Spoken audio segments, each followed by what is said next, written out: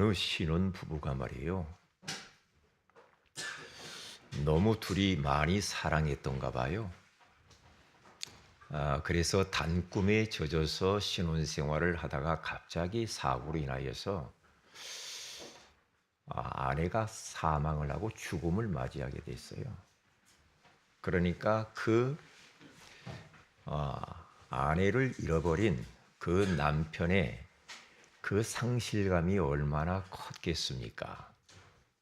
그러니까 너무 충격적이어서 아내가 시집 올 때 사가지 온 그 유품들, 화장대, 농, 모든 옷까지 그대로 놓고 사진을 딱 앞에다 놓고 말이에요.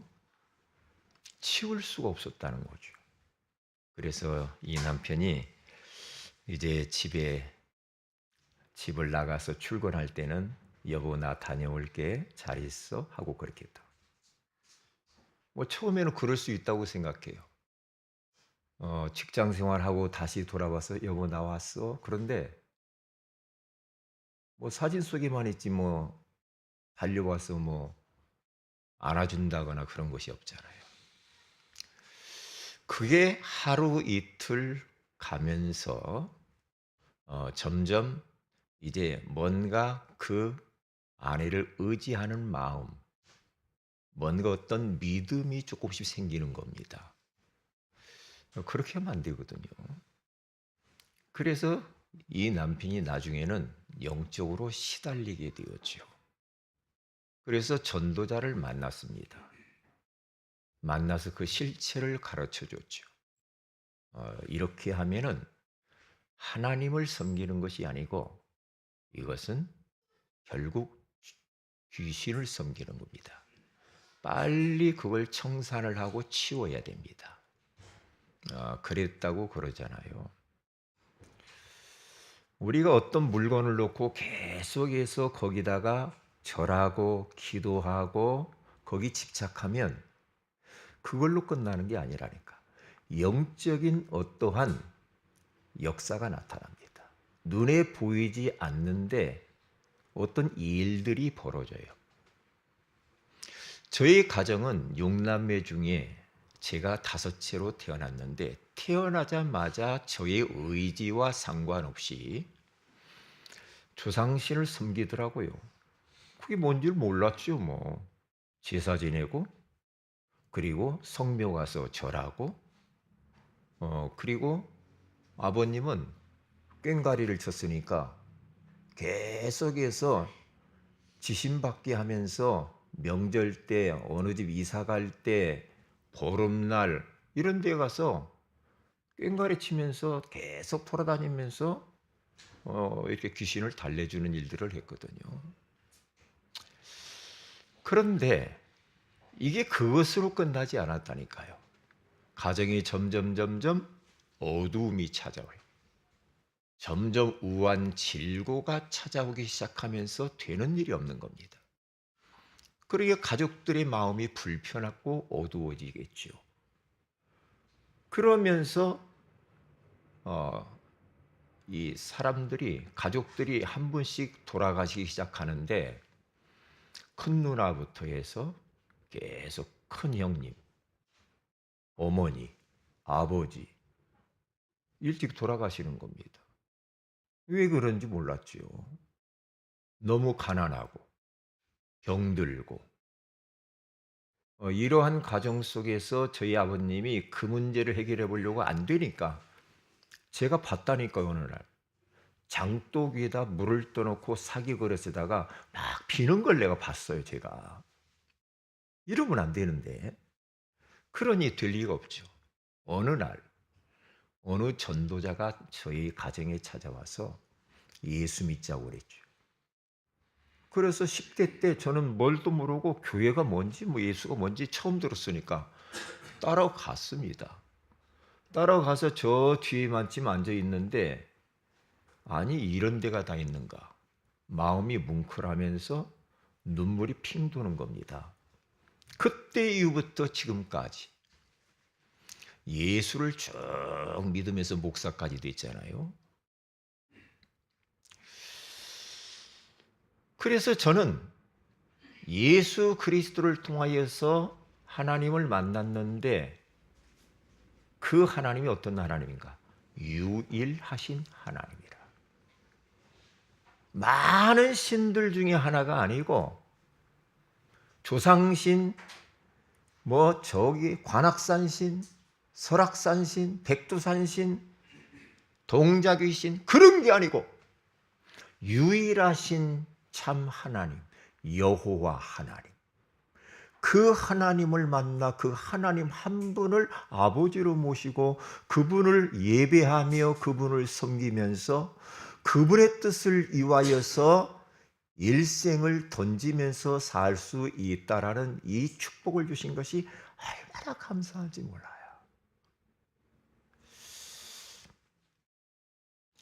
그래서 고린도전서 8장 5절에서 6절에 보면은 바울이 고린도 교회 성도들에게 이렇게 편지합니다. 비록 하늘에나 땅이나 신이라 불리는 자가 있어 많은 신과 많은 주가 있나니. 이 말은 뭡니까? 많은 신과 많은 주가 있다고 하는데 그것은 하나님이 아니야. 하나님 흉내내는 귀신들이거든요. 그러나 우리에게는 한 하나님 곧 아버지가 계시니 만물이 그에게서 났고 창조주 하나님이죠. 우리도 그를 위하여 있고 또한 주 예수 그리스도께서 계시니 만물이 그로 말미암아 있느니라. 그러니까 유일하신 하나님 아버지, 유일하신 구원자 주인은 예수 그리스도인 줄로 믿습니다. 이 부분을 생각하니 너무나 고맙고 감사한 거예요. 얼마나 행복한지. 우리가 유일하신 하나님을 만나 유일하신 하나님을 섬기고 유일하신 하나님의 뜻을 이루면서 사는 우리 영적인 가족이 된 것에 대해서 여러분 감사하시길 주의 이름으로 축복을 드립니다. 우리는 그리스도 안에서 한 형제와 자매들입니다. 영적인 가족입니다. 세은의 가족들입니다. 우리는 얼마나 복을 받았는지 몰라. 한 하나님, 유일하신 하나님을 아버지로 모시고 우리는 아들, 딸로 살아가잖아요. 감사하잖아요. 감사해. 그 이상 그 이하도 없어요. 이제 그분의 뜻을 이루어 살면 돼. 네? 자, 그러면 보십시다. 첫째입니다. 영적 질서. 여러분, 모든 것은 다 질서가 있지요. 그리고 질서가 바르게 되어야 모든 것이 형통하게 되어지잖아요. 편안하게. 그런데 질서가 깨져버리면은 다 깨져버립니다. 마찬가지. 요즘 여러분 보세요. 나라가 지금 무질서하다는 걸 못 느낍니까? 광화문 가보셨어요? 여러분 혹시 태극기 부대 아닙니까? 막 태극기 흔들지 않았어요? 가세요? 왜요?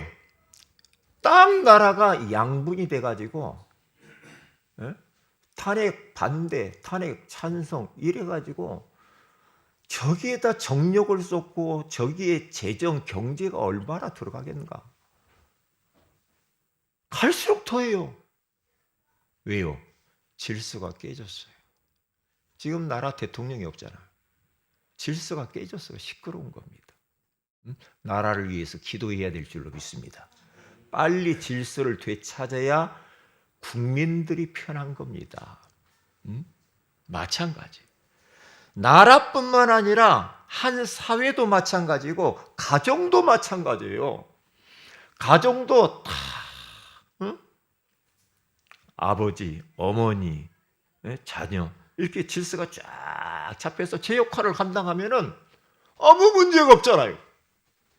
근데 가정도 막 자녀가 아버지한테 대들고 올라타고 막 때리고 폭력하고 그 가정은 뻔하지. 뻔하잖아요. 왜? 질서가 깨졌어. 질서가. 위아래도 몰라봅니다. 직장에서도 다 질서가 있잖아요. 그런데 가장 중요한 질서가 있는데 그 질서가 영적 질서인 줄로 믿습니다. 그래서 요한 3서 1장 2절에 가서 보니까 지금 이 사도 요한은 가이오 장로님에게 기도하는 장면입니다. 편지를 쓰면서 이렇게 기도합니다. 저는 이 기도가 너무너무 하나님의 마음을 흡족하게 한 기도가 아닌가 그런 생각을 해봤어요. 사랑하는 자여, 네 영혼이 잘된 같이 네가 범사에 잘되고 강건하기를 내가 간구하노라 그러잖아요. 영혼이 먼저 잘되기를 원한다. 영적 질서가 뭔지를 알았어요.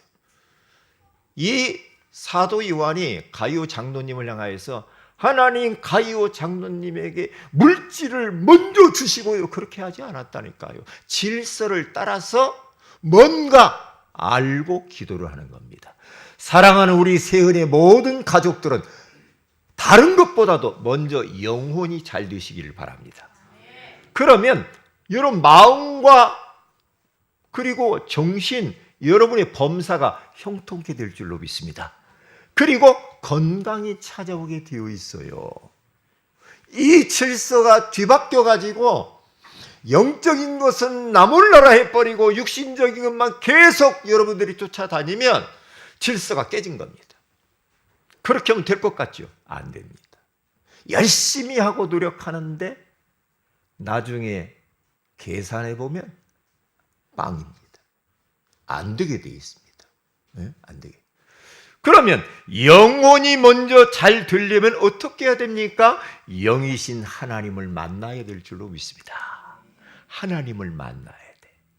왜? 원래 인간은 하나님과 함께 해야 행복하도록 창조되었잖아요. 그런데 인간들이 마귀의 속아 하나님 말씀에 불순종하는 죄를 짓고 행복의 근원이신 하나님의 품을 떠나버렸습니다. 물고기가 물을 떠나듯이 하나님의 품을 떠나버렸어요. 그러면서 눈에 보이지 않는 악한 온수 마귀에게 딱 붙잡혀가지고 그 마귀, 그 귀신에게 아버지 하고 산다니까요. 그러니까 될 리가 없죠. 사단 마귀는 우리한테 좋은 거 안 줘요. 줄 것 같죠? 안 줍니다. 다 빼앗아 갑니다. 건강, 명예, 물질, 여러분 행복 다 뺏어 갑니다. 그래서 요한복음 10장 10절에 가서 보면은 뭐라고 말합니까? 도적이 오는 것은 도적질하고 죽이고 멸망시키려는 것뿐이요. 내가 온 것은 양으로 생명을 얻게 하되 더 풍성히 얻게 하려 하심이라. 악한 원수 마귀는 도둑놈이라고 합니다. 영혼을 빼앗아 갑니다. 건강을 빼앗아 간다니까요. 행복을 빼앗아 가요. 우리 성도들이 잘 되는 꼴을 못 봅니다. 그래서 이 땅에서 여러 가지 문제로 불행하게 살아가다가 결국엔 지옥의 불구덩이 속에 들어갑니다. 그런데 사랑이 많으신 하나님께서 우리를 구원하시려고 구원자를 보내주셨습니다. 그분이 바로 예수 그리스도인 줄로 믿습니다. 이 예수 그리스도께서 십자가에 피 흘려 죽으심으로 말미암아서 우리 인생의 모든 문제를 단번이 완전히 청산해 버린 줄로 믿습니다. 누구든지 예수가 그리스도였음을 알고 영접하는 자, 꼭 그 이름을 믿는 자들은 하나님을 만나 하나님의 자녀가 되는 줄 믿습니다.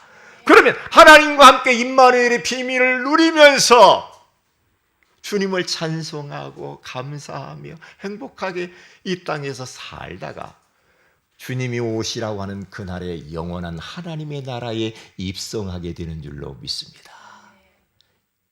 그래서 우리들은 유일하신 하나님의 자녀가 된 줄로 믿습니다. 얼마나 이 축복이 감사합니까? 그래서 보세요. 예배의 흐름과 형태가 있어요. 그러면 영혼이 이제 우리가 하나님을 만났어요. 그러면 영혼을 더욱 풍성하게 더 잘되게 하려면 어떻게 해야 됩니까? 예배에 성공해야 됩니다. 성경 속의 예배의 형태와 흐름을 한번 보면은요, 인간이 범죄하고 난 이후에는요, 피제사가 없으면은 하나님이 예배를 받으실 수가 없습니다. 하나님을 만날 수가 없습니다. 그래서 족장 시대 때까지 피를 흘려 양을 잡아서 피를 흘리는 제단을 쌓아서 하나님을 만났습니다. 죄 용서받고 하나님을 만났어요. 그래서 창세기 4장 4절에 가서 보니까 거기에 아벨은 양을 키우면서 양을 잡아가지고 피를 흘려 하나님 앞에 피제사를 드립니다. 이게 최초의 예배입니다. 이것을 누가 가르쳐 줬을까? 우리 하나님이 가르쳐 줬어요. 창세기 3장 21절에 가서 보니까 범죄한 이 아담과 하와를 그 모든 것 허물을 가리워주기 위해서 죄 없는 양을 잡아가지고 가죽을 벗겨서 가죽옷을 입혀주지요. 그때부터 피제사가 나오는 겁니다. 그래서 히브리서 9장 22절에 가서 보면은 피 흘림이 없음즉 죄사함이 없느니라. 왜? 죄를 가지고 하나님을 만날 수가 없어요. 하나님은 거룩하시고 깨끗하시고 구별되신 하나님을 우리가 죄 있는 모습을 가지고 하나님 앞에 가서 만나러 간다? 즉사합니다. 즉사합니다. 왜요? 옛날 제사법에 봐도요, 대제사장이 지성소 들어가가지고 제사 드리는데요, 자기의 죄가 씻겨지지 않으면 그 지성소 안에서 즉사해 버렸습니다. 죄가 무섭습니다. 하나님은 죄가 없으시잖아요. 이게 죄인과는 함께 할 수가 없어요. 왜냐? 구별되신 분이기 때문에. 그래서 하나님이 우리를 사랑해가지고 우리 죄를 없이 해주시려고 어린 양 대신 예수 그리스도를 이 땅에 보내주셔서 십자가의 피를 죽게 하신 줄로 믿습니다. 그것을 보고 대속이라고 합니다. 그것을 보고 구속이라고 합니다. 내가 마땅히 죽어야 될 자리에 예수님이 대신 죽으신 겁니다. 그래서 죄 용서받고 우리들이 하나님을 만난 거예요. 얼마나 이것이 감사합니까? 그래서 창세기 12장 8절에 가서 보니까 아브라함도 제단을 쌓잖아요. 양을 잡아가서 피를 흘려서 하나님 앞에 제사를 드리면서 여호와의 이름을 불렀다고 하잖아요. 창세기 13장 4절에 가서 봐도 똑같이 그렇게 나와 있는 겁니다. 그리고 난 이후에 성막과 성전 예배의 시대가 왔습니다. 성막을 이제 출애굽기부터 들어가면은 하나님이 모세에게 성막을 지어라, 회막이라고도 하지요. 그래서 성막을 지었어요. 성막을 짓고 그 이후에는 성전 시대가 오잖아요. 이때도 어떻게 예배를 드렸습니까? 피제사를 드려야 됩니다. 그리고 예물을 가지고 드리고 하나님을 많이 찬양했어요. 출애굽기 29장 42절에 43절, 신명기 26장 10절에 가서 보면 예물을 가지고 하나님께 나와서 예배 드리죠. 역대하 5장 13절에 14절에 가서 보면은 나팔 부는 자, 노래하는 자들이 성전 안에서 하나님을 막 예배하잖아요. 예배하는데 어떻게 됩니까? 성전에 구름이 가득히 차.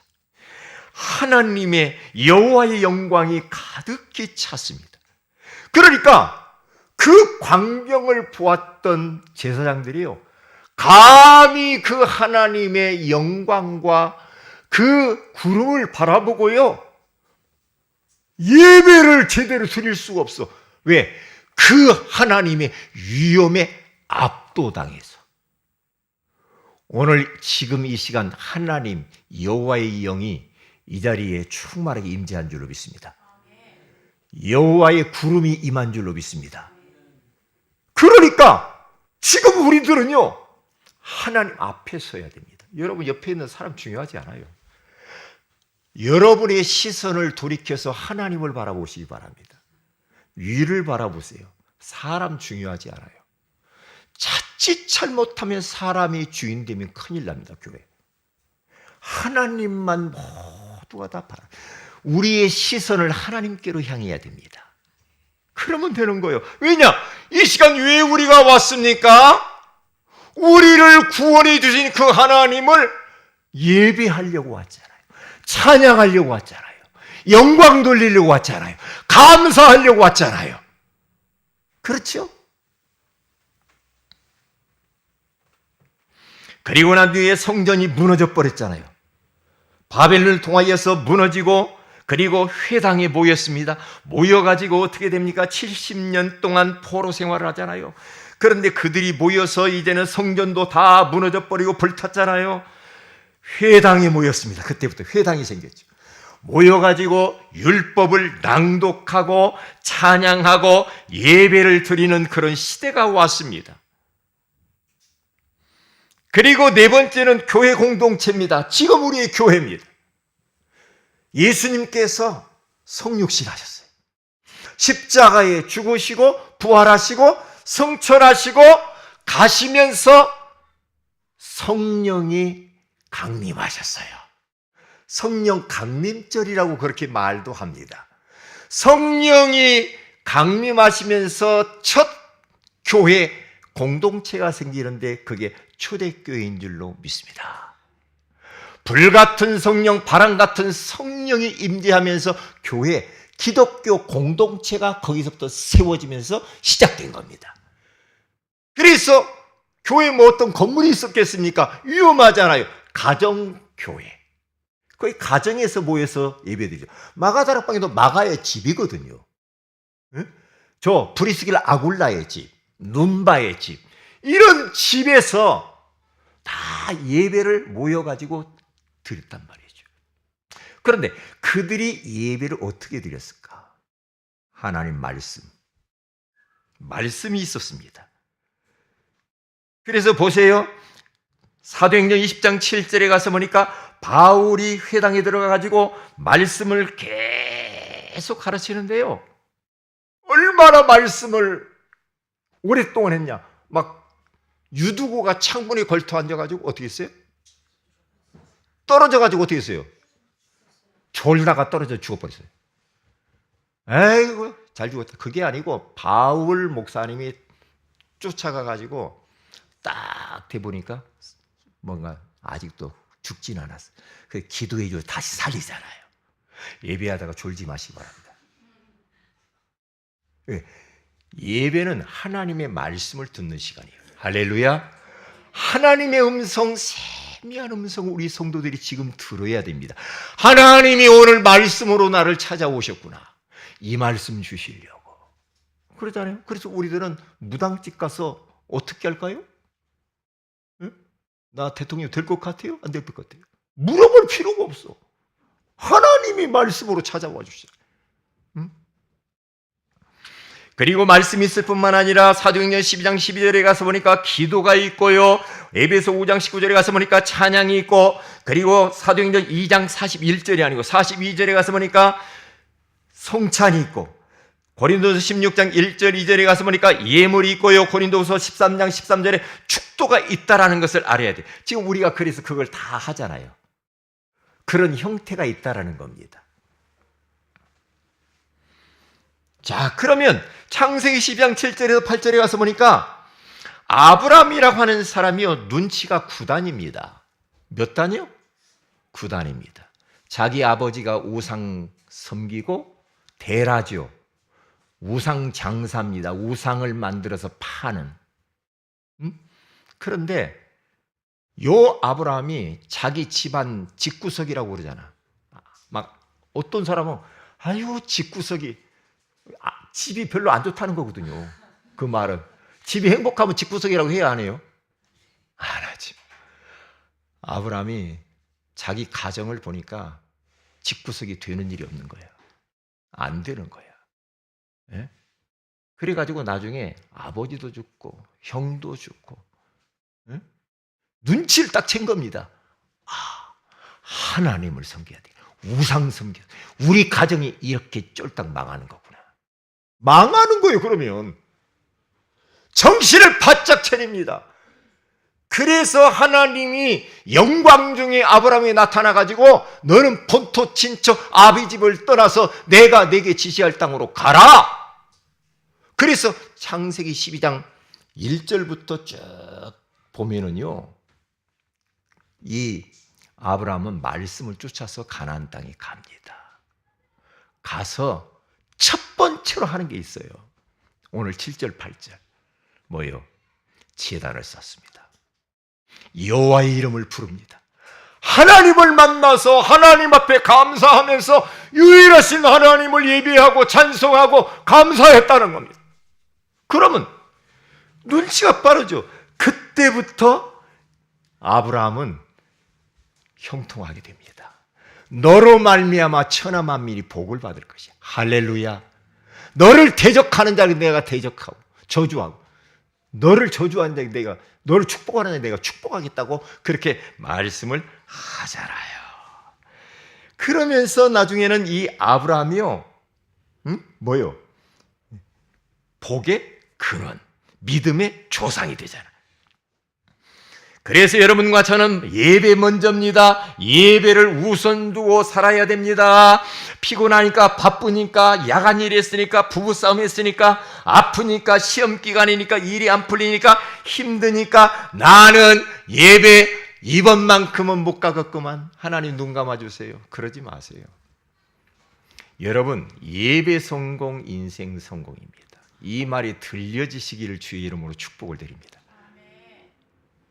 여러분, 지금 이 예배 여러분 오셨잖아요. 예배 성공하신 우리 세은의 가족들. 예? 여러분들은요, 수억 원을 더 버는 겁니다. 왜 그런 줄 알아요? 하나님의 종합적인 축복이 지금 막 쏟아지고 있는 거예요. 하늘의 복과, 땅의 복과, 마음의 평강의 복과, 산업의 복과, 여러분의 직장의 복과, 자손의 복과, 여러분의 미래의 축복이 이 시간에 지금 우리 가운데 임하고 있는 줄로 믿습니다. 왜요? 예배드리면 하늘의 문이 활짝 지금 열려가지고 보좌의 축복이 막 임하는 거예요. 축복이 임하는 시간이라니까요. 이게요, 얼마나 중요한, 성령이 막 역사하는 시간입니다. 여러분 보세요. 마가닥방에서 120명의 성도들이 예배를 드리고 기도하잖아요. 언약 잡고 기도하는데요, 그곳에 어떤 일이 벌어집니까? 바람 같은 성령, 불 같은 성령이 임재하잖아요. 그러면 끝나는 거거든요. 사도행전 10장 44절에 45절에 가서 보니까 고넬료 가정에서 베드로 목사님이 복음을 선포하는데요, 어떤 일이 벌어집니까? 위로부터 성령이 내려오시니라. 이방인들의 성령을 부어주시느니라. 지금 성령이 내려오시는 시간, 성령을 주님께서 부어주시는 시간인 줄로 믿습니다. 얼마나 중요합니까? 예배 성공. 큰 두 번째입니다. 우리가 지금 소요리 문답을 하고 있잖아요. 오늘 제4문답입니다. 4문답에 가서 쭉 보면요, 거기 뭐라고 나오냐면 하나님은 어떤 분이신가 이렇게 질문을 탁 하잖아요. 이게 문제를 내놓고 답을 해놓은 게 지금 소요리 문답이란 말이죠. 하나님은 영으로서 그의 존재와 지혜, 능력, 거룩, 공의, 선, 그리고 진리에 있어서 무한하며 영원하고 불변하신다. 그렇게 나와 있어요. 다시 말하면 요 하나님은 어떤 분이신가? 유일하신 하나님이다. 유일하신 하나님. 자, 그러면 첫째로 가서 보세요. 하나님은 어떤 분인가? 그 유일하신 하나님은 도대체 어떤 분인가? 영이신 하나님입니다. 오늘 우리 본문에 가서 보니까 하나님은 영이시니라고 나와 있잖아요. 영이라 이 말은 육신을 가진 분이 아니라 이 말이에요. 영이다 이 말은 보이지 않는다 이 말이에요. 어떤 분은 하나님 보았다고 하는데 그건 하나님이 아닙니다. 하나님을 흉내내는 악한 영일 수도 있습니다. 꿈에 하나님이 하얀 소복을 입고 나타났다. 그것도 아닙니다. 예? 잠깐 내가 눈을 감았는데 환상 중에 하나님 봤다? 예수님 봤다? 거짓말입니다. 여러분, 예수님 사진 있죠?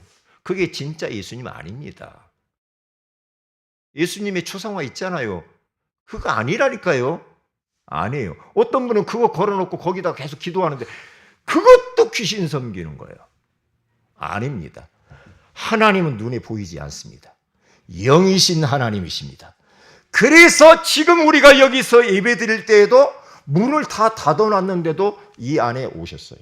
왜냐? 시, 공, 간을 초월하시는 분이시기 때문에. 그래서 눈에 보이는 영이라 이 말이에요. 지금 이 자리에 와 계시. 여러분 곁에 와 계신단 말이죠. 영이신 하나님.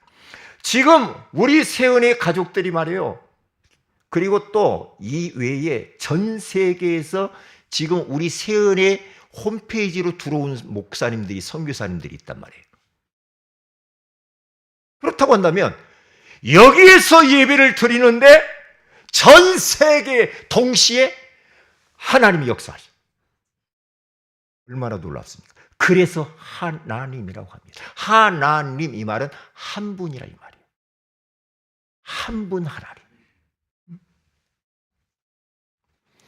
그래서 우리 세은의 가족들이 지금 여기에는 없지만은 온라인으로 예배드리는 그 현장 속에 우리 하나님이 지금 성령으로 역사하시는 줄로 믿습니다.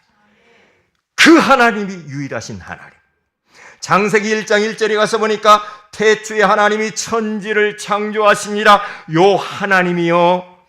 그래서 우리는 하나님을 창조주 하나님으로 믿어야 되는 겁니다. 무에서 유를 창조하신 하나님, 이 하나님을 믿었던 믿음의 사람들 중에 로마서 4장 17절에 18절에 가서 보니까 아브라함이라고 하는 사람이 고백을 이렇게 합니다. 어떻게 고백합니까? 하나님은, 유일하신 하나님은 죽은 자를 살리시며 없는 것을 있는 것 같이 부르시는 이다. 바랄 수 없는 중에 내가 바라고 그분을 믿었다 이 말이야.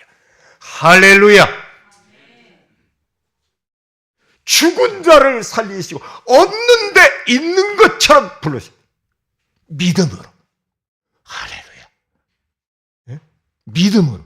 여러분과 저는 눈에 보는 것대로 여러분들은 살면 안 됩니다. 눈에 보이지 않는 믿음으로 살아야 되는 줄로 믿습니다. 그러셔야 돼요. 보이는 것을 누가 못 믿어? 이거 수고이네.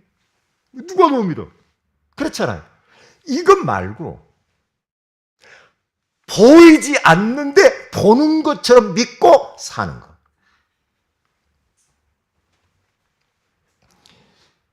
그래서 우리가 믿는 하나님은 어떤 분입니까? 전능자입니다. 마가복음 10장 27절에 가서 보니까 사람으로서는 할 수 없으되 하나님으로서는 그렇지 아니하니 하나님으로서는 다 하실 수 있느니라. 그리고 그 하나님은 거룩하신 분이 요한계시록 4장 8절에 가서 보니까 천사들이 밤낮 쉬지 않고 하나님 옆에서 어떻게 합니까? 거룩하다, 거룩하다, 거룩하다 하면서 찬송을 했다고 하잖아요. 우리 하나님은 거룩하신 하나님인 줄로 믿습니다. 하나님의 자녀인 우리들도 거룩한 모습으로 살아야 될 줄로 믿습니다. 그래서 구별되다 해서 성도 그런 겁니다. 성도. 세상과 구별되어야 됩니다. 세상 문화와 우리는 구별되어야 됩니다. 왜냐? 하나님의 자녀니까. 그렇죠? 하나님은 죄와 구별되어 있어요. 하나님은 세상과 구별된 존재예요. 우리들도 그렇게 살아야 돼요. 그러면 우리가 세상에 살다 보면 이렇게 저렇게 하면서 구별되지 못할 수 있잖아요. 살다 보면. 그럴 때 어떻게 합니까? 그렇다고 한다면은 다시 돌이키면 돼요. 하나님, 또 내가 이렇게 했습니다. 이런 생각을 했네요. 이런 말을 했네요. 이런 행동을 했네요. 이런 결정을 했네요. 주여 용서하여 주옵소서. 그리고 십자가를 딱 붙들고 다시 우리가 일어나면 되는 줄로 믿습니다. 그래서 거룩 닮아가야 돼, 주님은. 그리고 영원하신 하나님입니다. 시편 90편 2절에 가서 보니까 영원부터 영원까지라고 하나님을 그렇게 말씀하고 있다 이 말이죠. 자, 두 번째입니다. 코람데요. 하나님 앞에서. 하나님 앞에서 살아야 됩니다. 사람 앞에서 하지 마세요. 사람의 종로로 타지 마세요. 사람 눈치 보지 마세요. 하나님 눈치를 더 잘 봐야 됩니다. 사람 의식해야 되지만은 사람보다 하나님을 더 많이 의식해야 됩니다. 코람데오.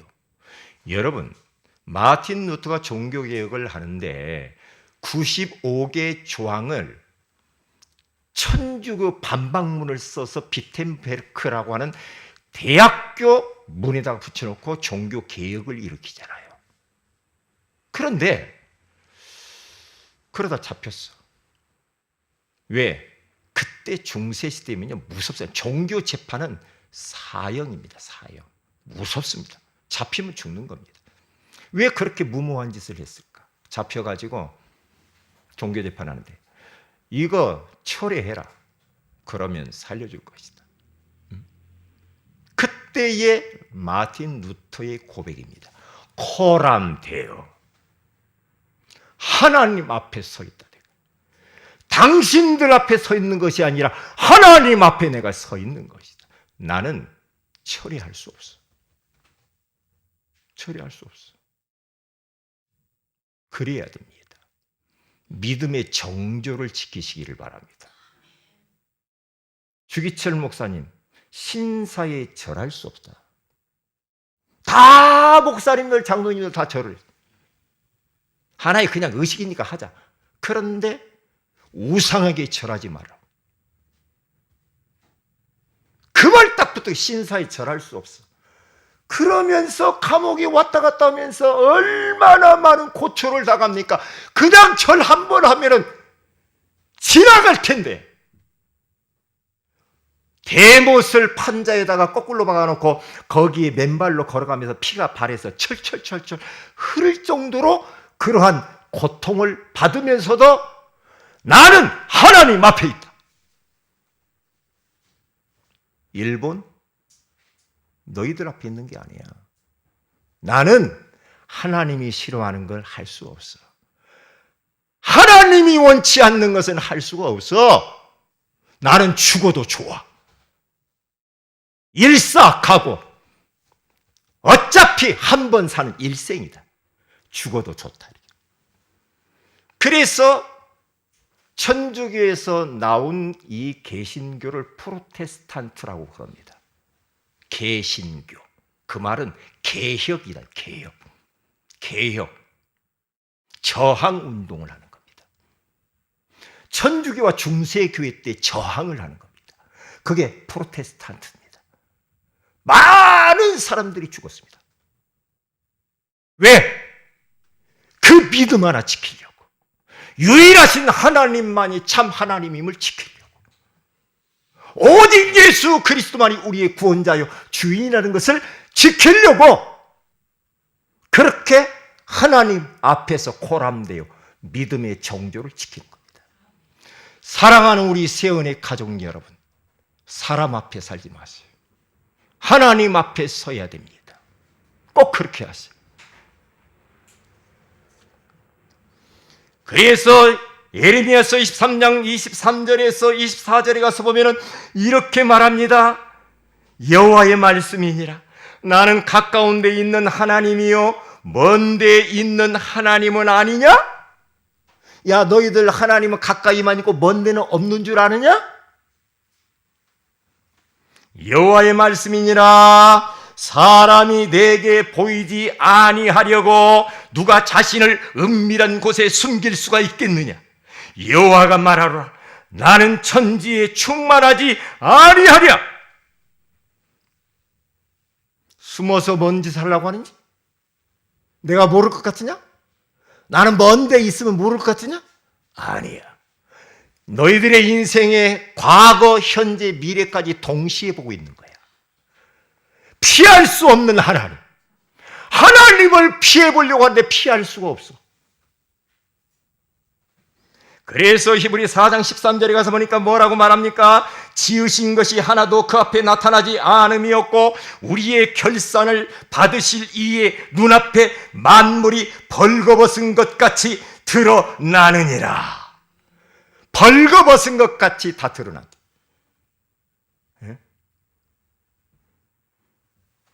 그리고 시편 139편 1절에 4절에 가서 보면 여호와여 주께서 나를 살펴보셨으므로 나를 아시나이다. 주께서 내가 앉고 일어섬을 아시고 멀리서도 나의 생각을 밝히 아시오며 나의 모든 길과 내가 눕는 것을 살펴보셨으므로 나의 모든 행위를 익히 아시오니 나의 혀의 말을 알지 못하는 것이 하나도 없으십니다. 하나님은 모든 것을 다 아십니다. 말하는 거, 생각하는 거, 마음속에 품고 있는 거 하나님은 다 압니다. 그래서 유일하신 하나님이라고 하는 겁니다. 결론입니다. 올바른 질문을 던져봅시다. 이럴 때 예수님이라면 어떻게 하셨을까? 하나님이라면 어떻게 하셨을까? 오늘 하나님께서 말씀을 통하여서 나에게 뭐라고 말씀하는가? 기도하십시다. 하나님, 유일하신 하나님에 대하여서 말씀으로 찾아와 주신 것을 감사합니다. 하나님은 영이신 하나님이요 창조주 전능자 거룩하시고 영원하신 하나님임을 알게 하시니 감사합니다. 피할 수 없는 그 하나님 앞에서 믿음의 정조를 지키게 하여 주옵소서. 주 예수님의 이름으로 기도합니다. 아멘.